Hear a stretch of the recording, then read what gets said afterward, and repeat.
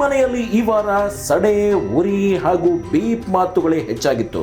ಅಷ್ಟಕ್ಕೂ ಈ ಮಾತುಗಳನ್ನು ಆಡಿದ್ದು 50 ದಿನಗಳ ಸನಿಹದಲ್ಲಿದ್ದಾಗ ವೈಲ್ಡ್ ಕಾರ್ಡ್ ಎಂಟ್ರಿ ಕೊಟ್ಟಿದ್ದ ಪುರುಷ ಸದಸ್ಯ ರಜತ್ ಬಿಗ್ ಬಾಸ್ ಮನೆಗೆ ಯಾವಾಗ ಎಂಟ್ರಿ ಕೊಟ್ರೋ ಬಿಗ್ ಮನೆಯ ಲೆಕ್ಕಾಚಾರವೇ ಬೇರೆಯಾಗಿತ್ತು. ಅದರಲ್ಲೂ ಮಂಜು ಅಂತೂ ಏನ್ ಗುರು ಇದು, ನಾವು 50 ದಿನ ಆಡಿದ್ದು ಇವನ್ ಯಾರೋ ಬಂದಲ್ಲ ಅಂತ ಹೇಳಿ ಒಗ್ಗಟ್ಟಿನ ಮಂತ್ರ ಜಪಿಸಿದ್ರು. ಸುದೀಪ್ ಅವರ ಮುಂದೆ ನಿಂತು ಈ ಮನೆಯಲ್ಲಿ ಇರೋರೆಲ್ಲ ಅರ್ಧ ಪುಕ್ಲು ಅರ್ಧ ತಿಕ್ಲು ಅಂದಾಗಲೇ ಅರ್ಥವಾಗಿತ್ತು ರಜತ್ ಲಾಯರ್ ಜಗದೀಶ್ ರೀತಿ ಅಗ್ರೆಸಿವ್ ಪ್ಲೇಯರ್ ಅಂತ. ಇನ್ನು ರಜತ್ ಮನೆಗೆ ಕಾಲಿಡುತ್ತಿದ್ದಂತೆ ಟಾರ್ಗೆಟ್ ಮಾಡಿದ್ದೆ ಬಿಗ್ ಮನೆಯ ಸ್ಟ್ರಾಂಗ್ ಪ್ಲೇಯರ್ ಅಂತ ಕರೆಸ್ಕೊಳ್ಳೋ ತ್ರಿವಿಕ್ರಮ್ ಮೇಲೆ. ಆಟ ಅಂತ ಬಂದ್ರೆ ಇಲ್ಲಿ ರಜತ್ ಯಾರಿಗೂ ಕಮ್ಮಿ ಇಲ್ಲ.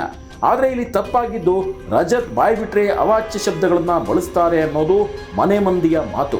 ನೀವು ಪರಿಸ್ಥಿತಿಯನ್ನ ಹ್ಯಾಂಡಲ್ ಮಾಡ್ತಿರೋದು ಸರಿಯಲ್ಲ ಅಂತೇಳಿ ಬಿಗ್ ಮಂದಿ ರಜತ್ಗೆ ಕಳಪೆ ಪಟ್ಟ ಕಟ್ಟಿದ್ದು ನೀವು ನೋಡೇ ಇರ್ತೀರಾ.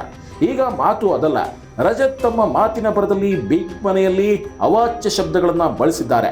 ಈ ಸೀಸನ್ ಅಲ್ಲಿ ಲಾಯರ್ ಜಗದೀಶ್ ಕೂಡ ಮಹಿಳಾ ಕಂಟೆಸ್ಟೆಂಟ್ಗಳಿಗೆ ಅವಾಚ್ಯ ಶಬ್ದಗಳನ್ನ ಬಳಸಿದ್ದಕ್ಕೆ ಅವರನ್ನ ಮನೆಯಿಂದ ಹೊರದಬ್ಬಲಾಯಿತು. ಈಗ ರಜತ್ ಕೂಡ ಅವಾಚ್ಯ ಶಬ್ದಗಳನ್ನ ಬಿಗ್ ಮನೆಯಲ್ಲಿ ಬಳಸಿದ್ದಾರೆ.